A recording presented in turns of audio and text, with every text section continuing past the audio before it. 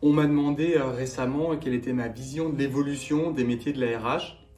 Alors, je vais vous donner juste la vision vue de ma lorgnette et ça relève vraiment de l'opinion. Mais pour moi, la RH est en train de subir une transformation très forte. Comme le DAF précédemment, qui était le directeur administratif et financier et s'est transformé en contrôleur de gestion, et il donne maintenant une contribution forte à son analyse de la stratégie, le DRH a de plus en plus ce rôle-là.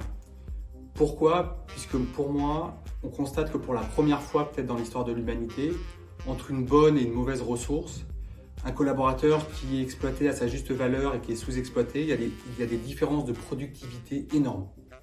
Un bon développeur et un mauvais développeur va mettre une différence de productivité de 100. Il faudra 100 jours pour un mauvais développeur pour développer ce qu'un jeune développeur très efficace aura développé en une journée. Pour moi, la RH a un vrai enjeu à la réussite de l'entreprise. On le voit bien, il va falloir trouver les bons profils, les mettre dans des conditions d'organisation où ils vont pouvoir travailler ensemble de la manière la plus efficace possible pour délivrer les projets dans les temps, pour avancer.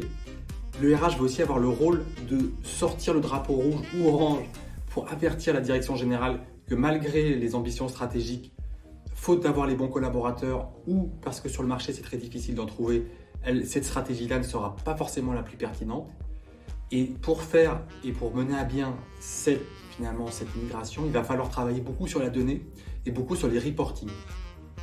Là où beaucoup de fois les reporting se concentraient sur la masse salariale, sur des indicateurs de pyramide des âges qui sont très importants pour piloter l'activité, je pense que de plus en plus, les activités de strategic workforce planning vont être une composante écoutée et indispensable à la réussite de l'entreprise.